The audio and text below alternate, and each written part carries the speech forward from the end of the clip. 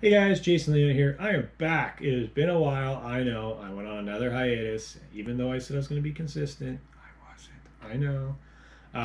But I'll eventually make it back. This is what I always do, right? Enough of that, though. Let's get into what this video is actually about, and it's going to be about the minimalist method by a gentleman named Brian Schwab. If you recall my last video, I said that is the next kind of training style I wanted to partake in, and I'm definitely glad I did. But before I get completely into that, I want to tell you a little bit about who Brian Schwab is, because even though he is an OG powerlifter, a lot of new people, unless you're really into it, aren't going to know who he is. But I can tell you this: he has been around for a really, really long time. He's been a sponsored athlete of Elite FTS pretty much since the beginning, and he is a multiple-time record holder, world record holder, the whole shebang. The guy knows what he's doing. He knows what he's talking about. The only thing that really gets a little flack is he did most of his competitive career in gear. But even though that is the case, he has stepped on the platform raw to prove himself, and he actually set the all-time world record at the 148 weight class using his methodology. So he's definitely earned everybody's respect, and he's definitely earned the time for this overview. But yeah, let's get into the actual training. So his training style, like I said, is the minimalist method. It is his style of concurrent training. It's not your typical concurrent training, though. Don't think of it like West Side Barbell, where you hit a max effort and a dynamic effort. This concurrent style, the phases it focuses on is the intensity with the range of motion. So just to give a good example, the squat will usually start off at a high intensity at like a highest elevation of a box squat. So basically you're still able to get that CNS fired, and you're able to kind of experience that intensity, but not the full range of motion to get that shearing impacting force. So it's basically the safest way to, you know, super compensate essentially. And then the next week you will then go down to a moderate weight at a parallel box, we'll say. And then the last one is a lightweight at a full squat.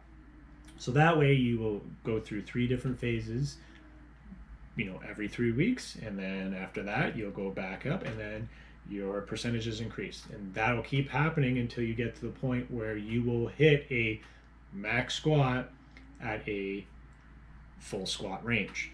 It is definitely different. I've always been interested in like range of motion training. I didn't think that I would actually feel this good from pushing the intensity at the range of motion. That's what makes it different, because naturally when you put, like, we'll say, just to be vague, 80-90% on your back, and you're like, I have to hit this for 5 reps, and I've only ever hit it for 2. And then you hit it on a high box, and you hit it for 5 reps, and you're like, man, I feel great. That's amazing. And then you wake up the next day and you feel like you got hit by a truck, like you did like 5 sets of 5 at a full squat. It's definitely something to get used to.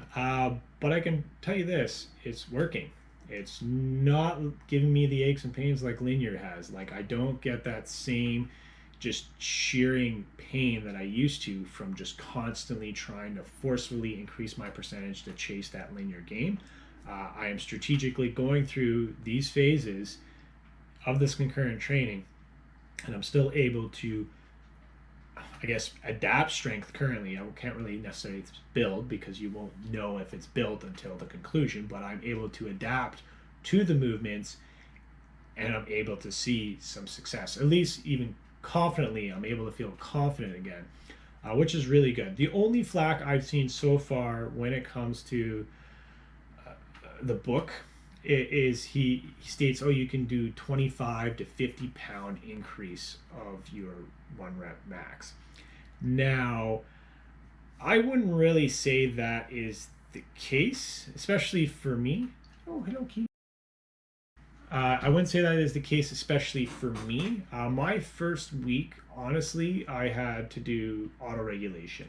And if you're just getting into this style of training for the first time, you don't walk in just because you've benched 225 or 315. Don't walk in thinking you're going to put 340, 350 on the bar, and it's going to be easy because your CNS isn't ready for it. And in fact, is you will, through the ranges of motion, you will find a weak point, and you're not going to be able to maximize your weak point. So the best thing to do, in my opinion, is if you do choose to jump on this style of training, is use like your first week or your first couple of weeks with some auto regulation. Like if you go and you're trying to hit a 2 to 3 board, but you have weak triceps and you can barely lock it out, you probably shouldn't try to increase the weight. You should probably base your template numbers off of your weak area. Eventually you'll adapt, but it's better to spend the first cycle, in my opinion, adapting, and then you can actually build off of the second cycle. That way you're able to stay true to the, the training style and use the intensity and the ranges of motion to build that strength and be safe. But that's pretty much it. Hopefully that's a bit of an overview for you guys. I didn't want to give out too much information naturally, just because it is a paid like ebook. You can go on Elite FTS and buy it for like 30-40 bucks. It's a good read. It's pretty easy. There is some stuff where he talks about like his history and things like that, but for the most part it gives you a pretty good breakdown of, like, I guess technically 3 different training blocks and plus ways to adapt for other sports. So definitely give it a good read, but I just wanted to give you guys a heads up, kind of give you the idea of what's been happening and the experience I've been getting from it. But guys, that's the video. So do me a favor, go down below, drop me some comments. I'd love to hear what you have to say. I know it's been a while, so if you want to say something bad, just say it. But if you want to say something good, even better. And then once you're done that, hit the like, share, and subscribe to spread that love. And I will see you next time.